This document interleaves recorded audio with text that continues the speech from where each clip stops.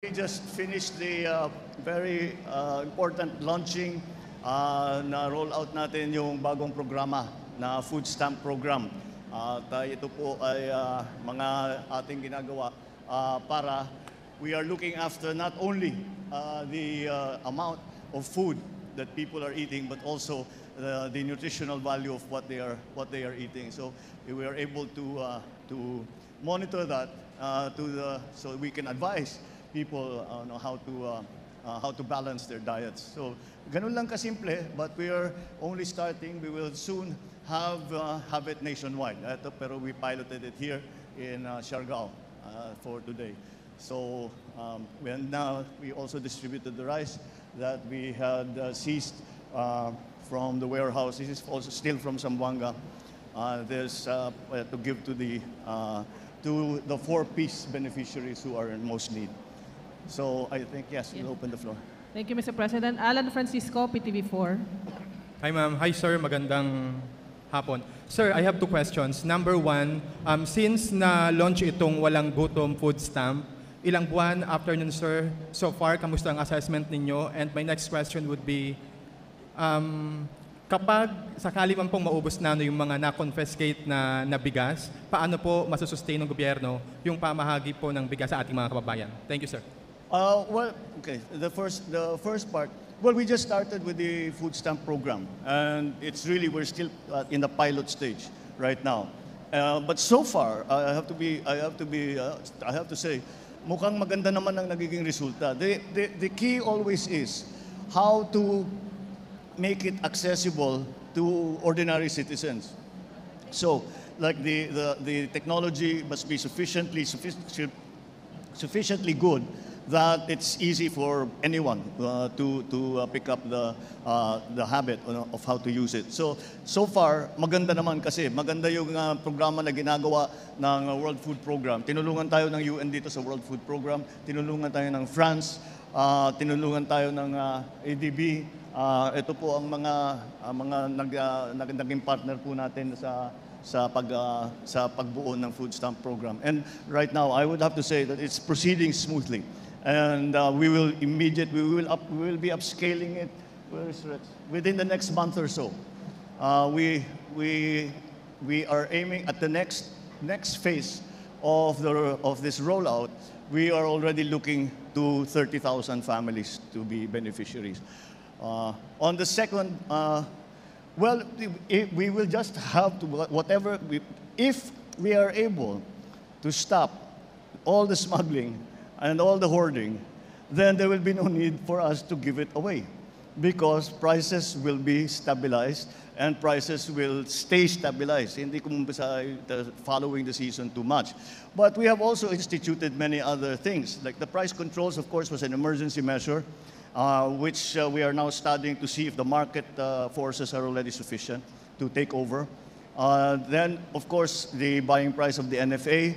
So all of this is really being done to normalize the situation of relatively cheap rice for Filipinos. So if we run out, it would be a great situation if we run out of seized smuggled rice. Because ibig sabihin, wala nang masyadong smuggling, wala nang masyadong hoarding. Makokontrol ang presyo. So that is the best way to maintain it. That is the long-term. Aspiration for all of this that we are doing. Thank you, sir. Thank you. Thank you, sir. Rainiel Pawit, TV5. Good afternoon, Mr. President. Hi, good afternoon. Yes, Mr. President, in regards pa rin sa Agri, meron tayo nung suspension nyo po nung pass-through fee sa mga LGU. Pass-through fee.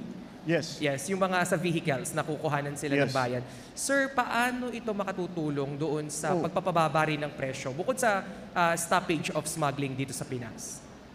No, the reason sinuspindi natin yung pass-through fees is because unang-una, iba-iba.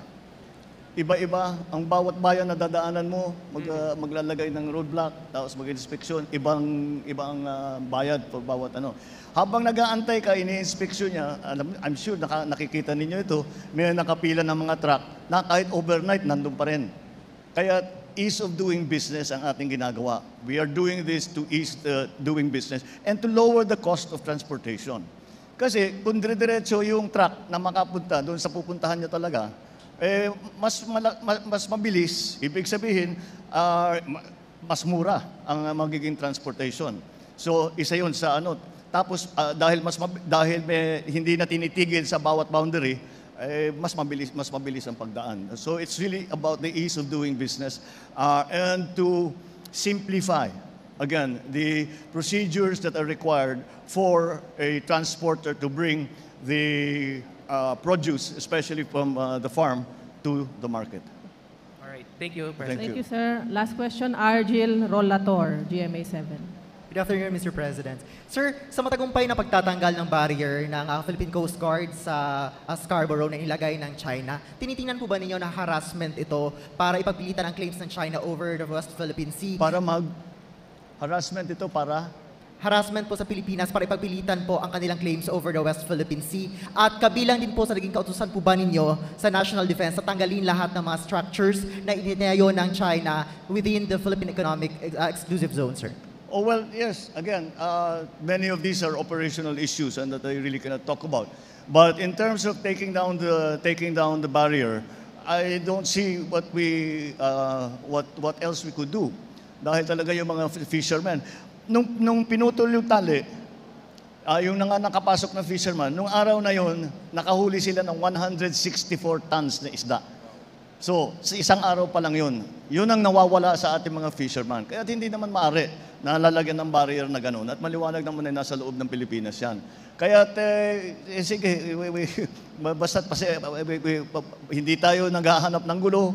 Basta't gagawin natin, patuloy natin, ipapagtanggol ang Pilipinas, ang maritime territory ng Pilipinas, ang karapatan ng mga fisherman natin na mangisda doon sa mga areas kung saan sila nangingisda daan-daang taon na. Kaya hindi ko maintindihan ba't nagbago na ganito. Kaya basta't kagaya ng sabi ko, hindi umiiwas nga tayo sa gulo, umiiwas tayo sa mga maiinit na salita. Ngunit matibay ang ating pagdepensa sa teritoryo ng Pilipinas. Thank you, sir. Thank you, sir. Thank you. Mr.